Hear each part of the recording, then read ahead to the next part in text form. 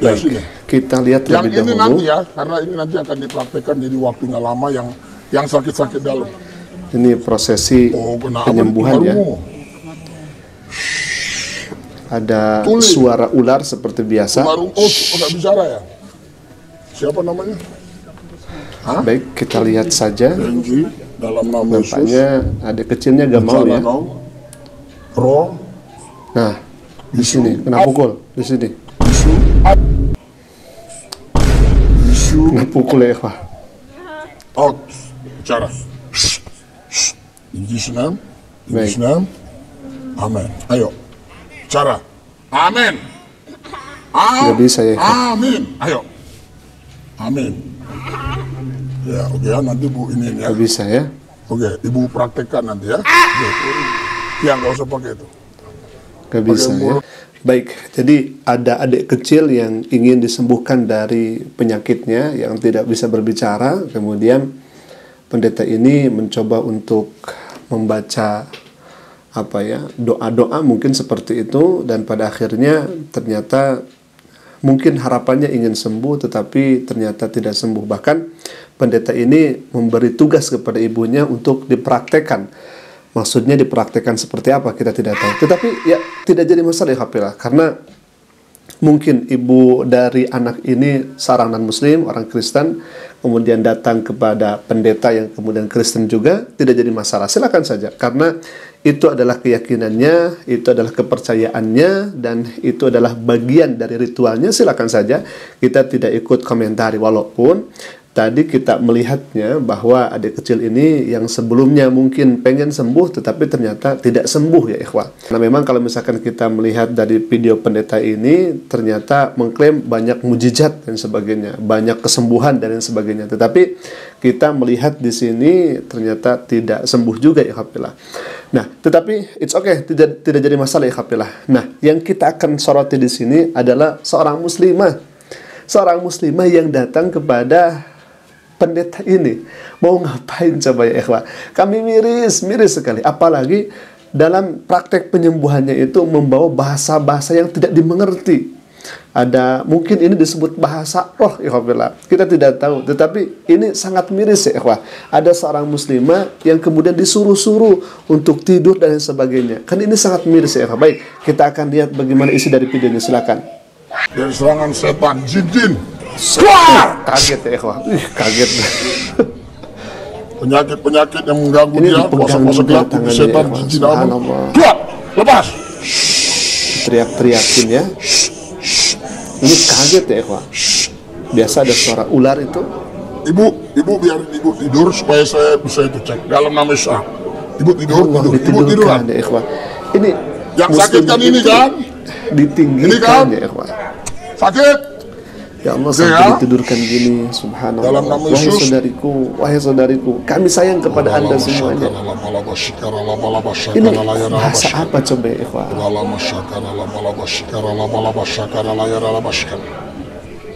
Ya Allah. Kurang sakitnya? Dan sembuh juga tidak ya ikhwah? Gak sakit lagi? Ya, yang ini? Ya, yang ini udah gak sakit.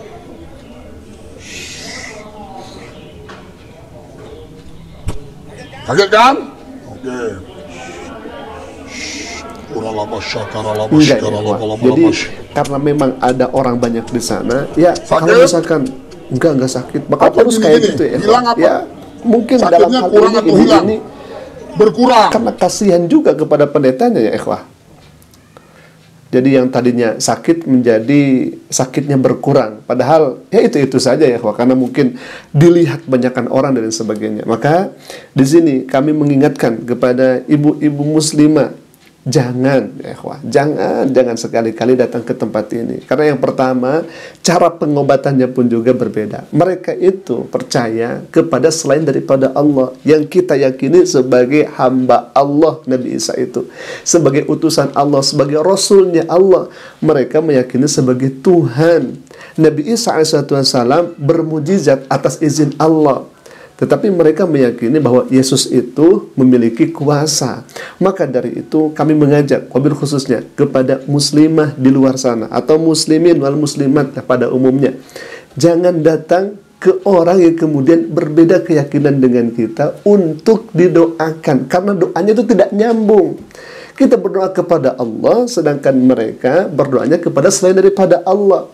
Sakit masih ada, sakit masih tetap, sakit masih terasa, iman luntur, iman tidak ada. Kita menjadi kufur di hadapan Allah Subhanahu wa taala. Nauzubillah min dzalik. Maka dari itu hebat kami di sini kalau misalkan melihat muslimin wal muslimat ya, wabil khususnya yang ada di video pendeta ini, banyak sekali ibu-ibu muslimah yang datang ke tempat ini ya. Ngapain coba? Dan sejatinya kita tidak tahu apakah memang dia adalah seorang non-muslim kemudian pakai hijab begitu ya, atau dia adalah seorang muslimah. Di sini kami mengingatkan kepada saudara-saudari kita yang tadi di awal, yang anak kecil kemudian bersama ibunya, mungkin mereka non-muslim ya hafillah. Kita tidak jadi masalah, kita tidak ikut campur kepada hal itu ya hafillah. Walaupun pada akhirnya tidak sembuh, masih susah mengucapkan yang kemudian dicontohkan oleh pendeta ini. Kata pendeta ini, coba sebut amin, dan anak ini tidak bisa ya, artinya tidak ada kesembuhan di sana. Tetapi kita tidak urusan dengan hal itu.